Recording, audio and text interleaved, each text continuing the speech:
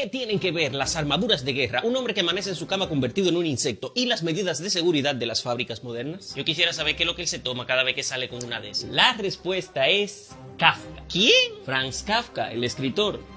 ¿Tú no conoces a Kafka? De nombre no, a lo mejor sí lo veo. Kafka es uno de los escritores más influyentes de la literatura universal del siglo XX, con textos llenos de una atmósfera angustiosa y absurda que mezclaban elementos reales y fantásticos de una forma tan retorcida que se ganaron su propio adjetivo, kafkiano. ¿Y qué tiene que ver él con todo lo...? Kafka era escritor, pero tenía que mantenerse y para ello llegó a trabajar en compañías de seguro. De hecho, mucho de su estilo se inspiró en esas experiencias. Recuerden eso cuando tengan que cobrarle algo a un seguro. El tema es que al parecer se inspiró en los cascos militares, a su vez inspirado en las armaduras de guerras, y se le ocurrió la idea de que los obreros de las fábricas usaran cascos como medidas de seguridad para evitar accidentes. Eso supuestamente le valió una medalla del American Safety Congress de 1912. Hoy en día el uso de cascos es obligatorio como norma de seguridad en todo tipo de factorías. Para que tú veas, mucha gente se rompió la cabeza leyendo sus escritos y por otro lado le evitó a muchos obreros que se rompieran la cabeza. En efecto.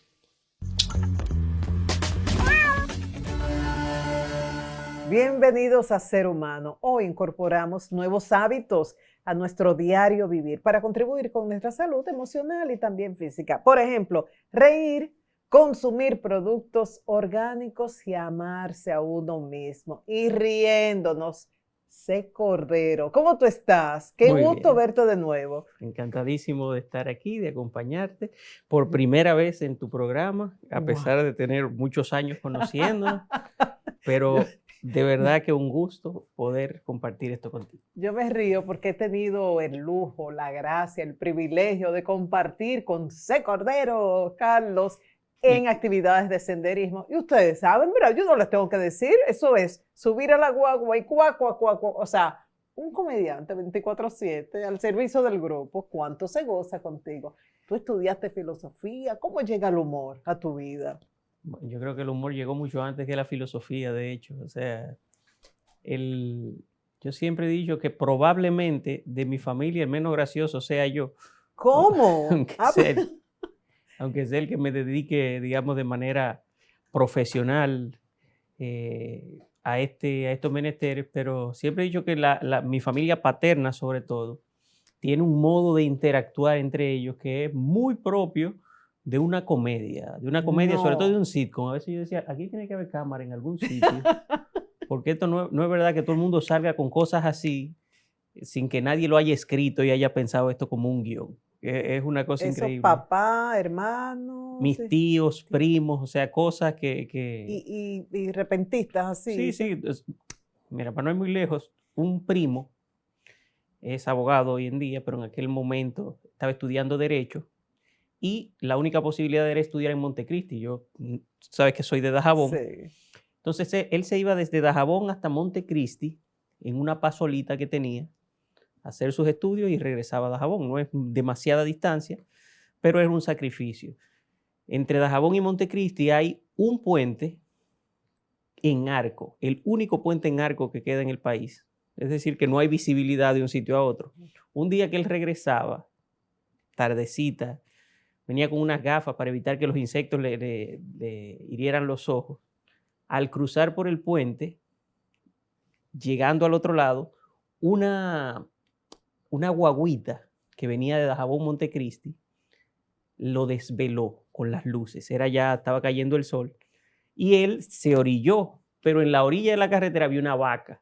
Ay, acostada ahí, vaca me da la ganaria. Él le dio en el cuello a la vaca, cayó por allá un maletín con papeles, los papeles, la guagua se paró todo el mundo a ver y recogiéndolo. Pero esto es casi una tragedia. No, pero el cobrador ve la gafa tirada y la coge y la está limpiando y se la está probando. Dice, y estas gafas son suyas. Y el primo mío, todavía sin aliento, dice, no, de la vaca.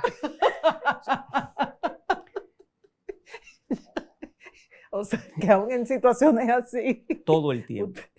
Todo el tiempo. Y uno le llama tanto la atención porque tú profundizas tanto como filósofo al fin y profesor que has sido de muchos años. Y uno generalmente piensa un comediante va a hacer algo a la ligera. Por ejemplo, cuando comenzamos, te fuiste al Metamorfosis de Franz Kafka y uno aún se ríe. ¿Cómo logras esa mezcla? Pues todo el mundo habla de acuerdo a lo que ha vivido y la verdad, por pura casualidad, a mí me ha tocado relacionarme con muchas personas del mundo de la literatura, de la academia. Eso hizo que me inclinara a estudiar filosofía y todo eso se convierte en un molde en lo cual vertir el humor, o todo lo contrario, el humor se convierte en un molde a través del cual canalizar todo lo que son mis vivencias y mi formación. Eso, cada quien habla por su trayectoria. Y lo grande que gusta, o sea, profundizas y eso tiene éxito y eso nos dice que hay un público que quiere esa calidad en la comedia. Es posible, bueno, todo tiene su público, quizá no sea el gran público, pero a fin de cuentas, y eso ya yo lo tengo muy asimilado, yo prefiero hacer lo que yo siento que puedo y debo hacer, lo que me siento llamado a hacer, que no necesariamente es lo que todo el mundo quiera ver, por lo menos lo que parece ser, y tener el éxito moderado, modesto que pueda tener y no sentir que estoy traicionando mi esencia. Eso prefiero como que en proyección que yo me sienta identificado con ese trabajo, que no fue algo que yo hice para complacer a otra gente, sino que yo lo hice porque nacía de mí. Y se ve que te ha ido bien, porque por los personajes que has tenido, con diferentes marcas, tu participación en los medios de comunicación, en las plataformas digitales y los seguidores que tienes y la interacción. O sea, hay un público que demanda ese tipo de comedia con temas profundos. Hay de todo en este supermercado de Dios. Claro, en diferentes momentos he tenido que trabajar a petición, digamos, de lo que decida una marca o una agencia publicitaria que ya tenga un producto prefijado, pero cuando he tenido el chance de hacer algo donde yo tengo toda la potestad de decidir, lo he hecho sin ningún tipo de miramiento. O sea, y eso es lo más satisfactorio, la verdad. Quizás es lo que paga menos, pero es lo más satisfactorio. Mira, y como profesor, has llevado el humor al aula también. Fue muy lindo ver a Sandra López, una reconocida psicóloga que forma parte del programa de hoy, profe, y recordaba esas horas de clase en mucho. El hecho de haber durado casi 2 décadas siendo docente, desde jóvenes de primaria hasta en la universidad como monitor, hace que donde quiera que yo me mueva siempre aparezca un estudiante. Y el ejemplo A fue Sandra aquí. O sea, desde que entramos ahí me la encontré. Y eso pasa siempre.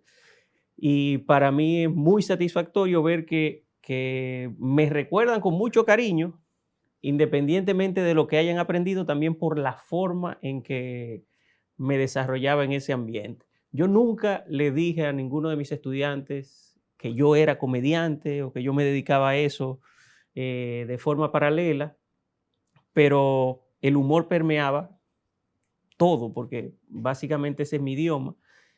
Y muchas veces algún estudiante sin saberlo me decía, profesor, usted podría ser comediante. Y yo le decía, tú crees, de verdad, sí, lo voy a pensar. Y después se topaban con la sorpresa, sobre todo porque el tema de la comedia se desarrolla en lugares nocturnos, bares, en el Comedy Club, que como son lugares de expendio de bebidas, no tienen permitida la entrada de menores. Entonces no iba yo a invitar nunca a un estudiante a un show de comedia en esos ambientes. Así que ya que fueron mayores, que se toparon con las promociones y tal, que han ido a verme, ha sido ya para ellos toda una revelación. Y al profesor, filósofo, comediante le pregunto, ¿ayuda esta dosis de humor en el proceso de aprendizaje? Por supuesto, no ayuda, es necesaria. Dice, y esto lo digo yo creo que cada vez que me entrevistan, don Federico Enrique Graterol, que no hay peor desgracia para un estudiante que un profesor sin gracia. Porque el interés que tiene que tener la persona es demasiado para que una materia, sobre todo como la que me tocaba impartir a mí, sea, digamos que agradable para ti. si el profesor no tiene gracia. Ahora, si el profesor tiene gracia, aunque el tema no te interese, por lo menos se crea cierta empatía, cierta conexión. ¿De dónde viene Sonrisas en Gato? La sonrisa sin gato, que ese es mi proyecto personal en las redes, bueno, que es un proyecto básicamente de humor y educación, es de difusión de cultura general. El nombre viene de el haber encontrado que muchos otros nombres que yo quería ya estaban ocupados y tuve que inclinarme por algo que me gusta mucho, que me gustó mucho en su momento cuando lo leí. Es un fragmento de un libro de muy conocido, Alicia en el País de las Maravillas, cuando el gato de Cheshire desaparece y queda solo su sonrisa, que Alicia dice que se sorprendió mucho porque si bien nunca había visto un gato con sonrisa, menos aún una sonrisa sin gato. Y eso me hizo mucha gracia y me puso a pensar mucho en lo que estaba diciendo el autor a través del texto, lo que hacía Lewis Carroll como autor de Alicia en el País de las Maravillas, que es el mismo Charles Dodgson, matemático, lógico, pastor, o sea, conjugaba muchas cosas, el literato, en la parte de la matemática, en la parte de la religión.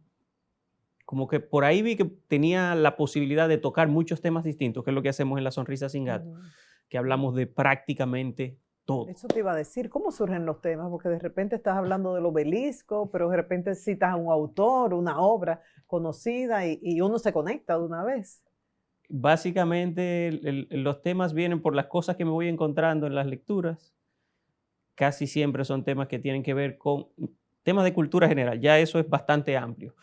De lo que ha creado el ser humano, de la historia, de la literatura, filosofía, ciencia, todo lo que de alguna manera yo entiendo, porque cuando lo leo me entero de eso, me hace cierta gracia ver cómo hemos creado este tipo de cosas y cómo hemos llegado a desarrollar todo el conocimiento que tenemos y que a veces menospreciamos en términos de que no apreciamos la profundidad de tener ese bien cultural y todo lo que ha tenido que suceder para que nosotros lleguemos a disfrutar eso y no saber las conexiones que eso tiene con mucha otra gente y quizás muchas otras culturas que nosotros pensamos muy lejanas. Para mí es una forma de demostrar que estamos más cerca y más unidos de la cuenta. Por eso los temas varían mucho. Y un excelente aprovechamiento de lo que son las redes. Que sí es cierto, queremos información en poco tiempo, rápidamente, pero que tenga contenido, que tenga profundidad y tú lo logras.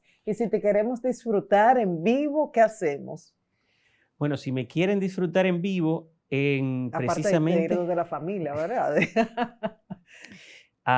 Precisamente desde La Sonrisa sin Gato estamos proyectando una serie de shows que serían como casi que una charla cómica o una especie de conferencia, porque serían temáticos.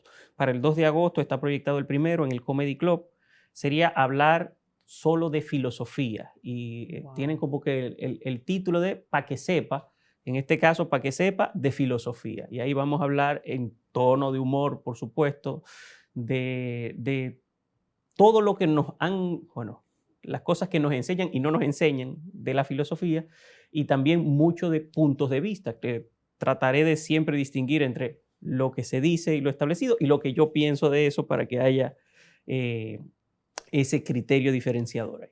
Bien, ahí hay que convocar a los estudiantes de filosofía si quedan. Yo no sé si todavía siguen estudiando, De la hecho, gente se interesa. Me sorprendió, estuve en una actividad en la Universidad Autónoma, que es mi alma mater, hace un par de días y me sorprendió ver que hay una multitud de jóvenes estudiando filosofía, como 7, una cosa increíble. ¡Wow! O sea,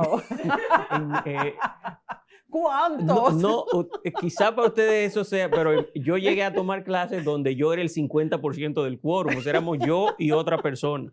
Eran 3 horas de clase, el profesor, yo y otra persona. Cada uno tenía una hora para hablar solamente. O sea que, pero la filosofía, el estudio formal de la filosofía nunca ha sido una cuestión de masas, eso está claro. Sin embargo, cada día hay mucha más gente interesada en temas filosóficos y hay cantidad de seminarios, cursos, páginas, etcétera.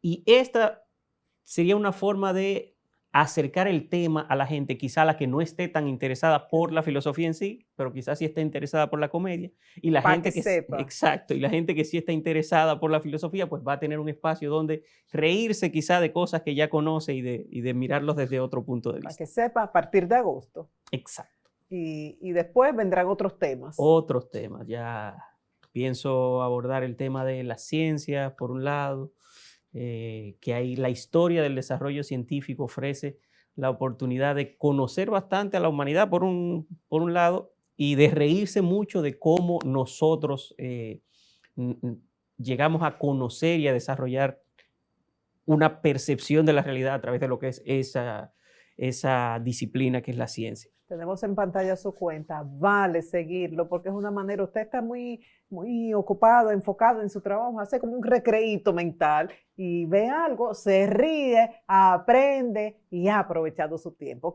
Hasta pronto, y estaremos pendientes para agosto. Gracias. Y cuando regresemos, el amor propio con la psicóloga Sandra López. Síguenos en nuestras redes sociales como Ser Humano TV.